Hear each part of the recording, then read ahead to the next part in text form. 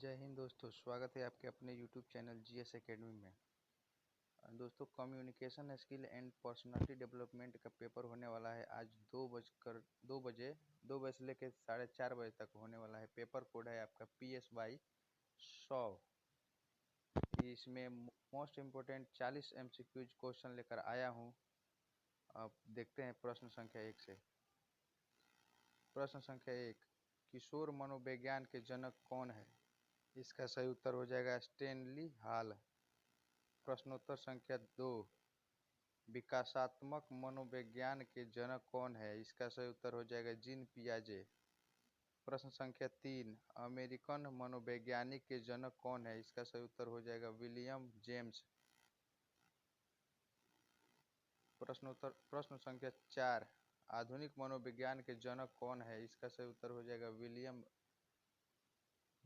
Won't. प्रश्न संख्या 5, प्रयोगात्मक मनोविज्ञान के जनक कौन है? इसका सही उत्तर हो जाएगा विलियम वुंट। प्रश्न संख्या 6, शिक्षा मनोविज्ञान के जनक कौन है? इसका सही उत्तर हो जाएगा आपका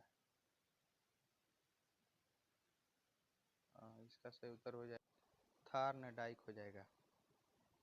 प्रश्न संख्या 7, मनोविज्ञान के जनक कौन है? इसका सही उत्तर हो जाएगा अरस्तु।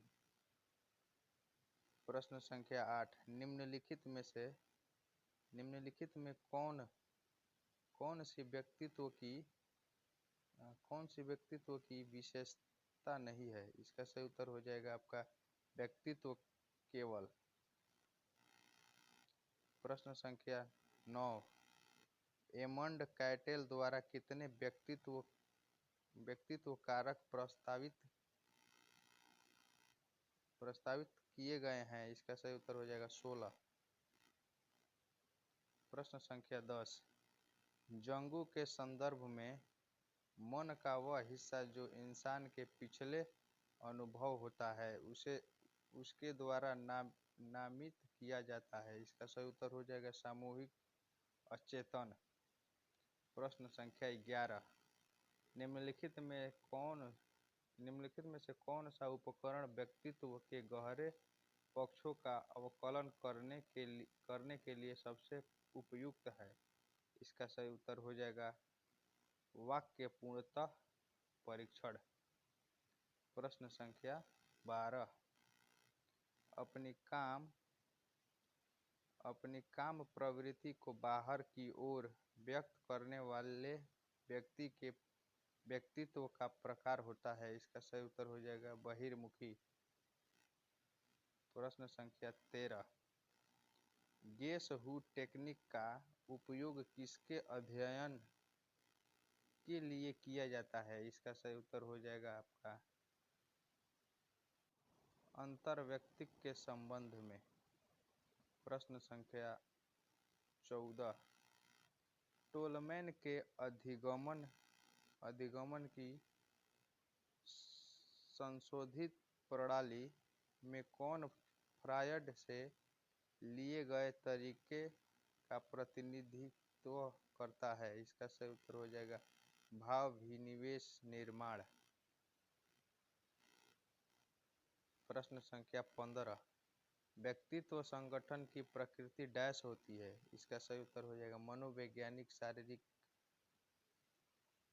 प्रश्न संख्या 16, प्रत्येक छोटे बड़े कार्य सभी ऊंचाई को प्राप्त करता है जब व्यक्ति डैश हो, तो व्यक्ति निष्ठान हो।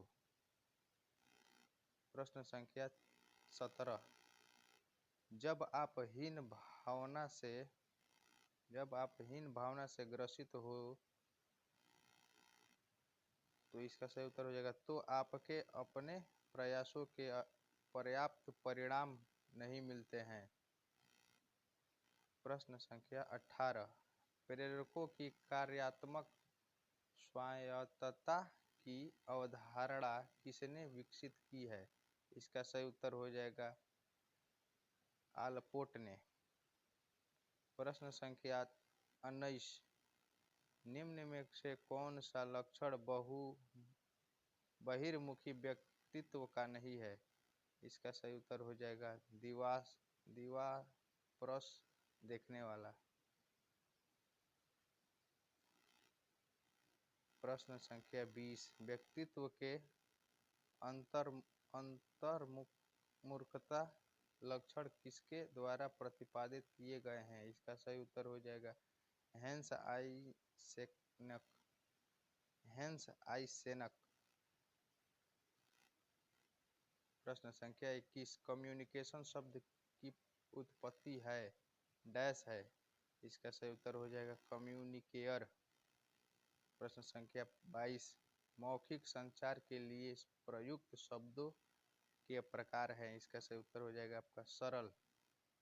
प्रश्न संख्या 23, पहली भाषा जो हम एक बच्चे के रूप में सीखते हैं या बोलते हैं, ये हो जाएगा आपका सही उत्तर मातृभाषा। प्रश्न संख्या 24, निम्न में कौन सकारात्मक चेहरे का भाव दर्शाता है? इसका सही उत्तर हो जाएगा आपका आंखों का संपर्क बनाए रखना। प्रश्न संख्या 25, हम किस विधि से जान सकते हैं कि रिसीवर ने क्या समझा या संदेश प्राप्त किया? इसका सही उत्तर हो जाएगा प्रतिक्रिया।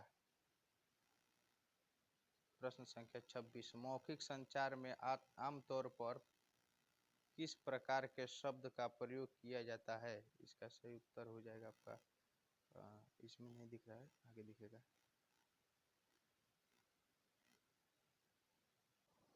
छब्बीस का उत्तर हो जाएगा तकनीकी।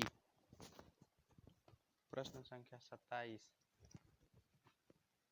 चेहरे द्वारा प्रस्तुत किया जा सकता है। इसका सही उत्तर हो जाएगा अभिव्यक्तियां।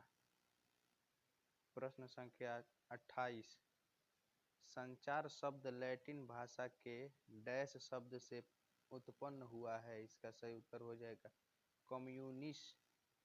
इसका सही उत्तर हो जाएगा कम्युनिस शब्द से उत्पन्न हुआ है। प्रश्न संख्या 29, संचार के कितने प्रकार होते हैं? इसका सही उत्तर हो जाएगा 3 प्रकार होते हैं। प्रश्न संख्या 30, शाब्दिक लिखित संचार का प्रयोग भूतकाल में किसी घटना के विषय में लिख कर बताया जाता है। इसका सही उत्तर हो जाएगा रिपोर्ट द्वारा, ईमेल द्वारा और पत्र द्वारा, इनमें से सभी। तो इनमें से सभी हो जाएगा। प्रश्न संख्या 31, साक्षात्कार के समय प्रवेश करना चाहिए, शांत रूप से प्रवेश करना चाहिए। प्रश्न संख्या 31, आंखों से इशारा करना किस प्रकार का संचार है? इसका सही हो जाएगा अशाब्दिक संचार। प्रश्न संख्या 33, प्रॉक्सिमिक्स का मतलब होता है। इसका सही उत्तर हो जाएगा संचार के दौरान रखी जाने वाली शारीरिक दूरी। प्रश्न संख्या 34, संचार के कितने तत्व हैं? इसका सही उत्तर हो जाएगा 7 गो तत्व हैं।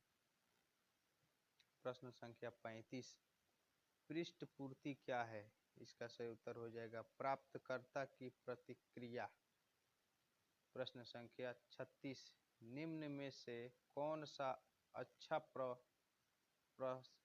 संप्रेषण है? इसका सही उत्तर हो जाएगा संदेश स्पष्ट और सीधा। प्रश्न संख्या 37, साक्षात्कार के समय उम्मीदवार को नहीं करना चाहिए, प्रश्न नहीं करना चाहिए। प्रश्न संख्या 38, किस संचार में स्थिरता अधिक होती है? इसका सही उत्तर हो जाएगा लिखित संचार में। प्रश्न संख्या 39, प्रभावी संचार के मार्ग में सबसे बड़ी बाधा है। इसका सही उत्तर हो जाएगा प्राप्तकर्ता की अनिच्छा। प्रश्न संख्या 40, संचार में बाधाओं को दूर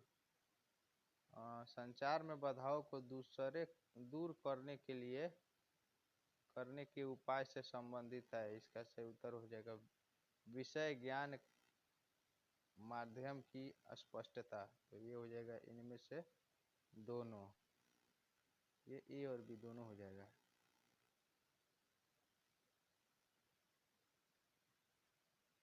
ये रहा आपका 40 ऑब्जेक्टिव क्वेश्चन। अब हम अभी तक आपने हमारे चैनल को सब्सक्राइब नहीं किया तो चैनल को सब्सक्राइब करें, लाइक करें, शेयर करें, कमेंट करें। ये कैसा वीडियो था। अब मिलते हैं अगले वीडियो में, तब तक के लिए जय हिंद।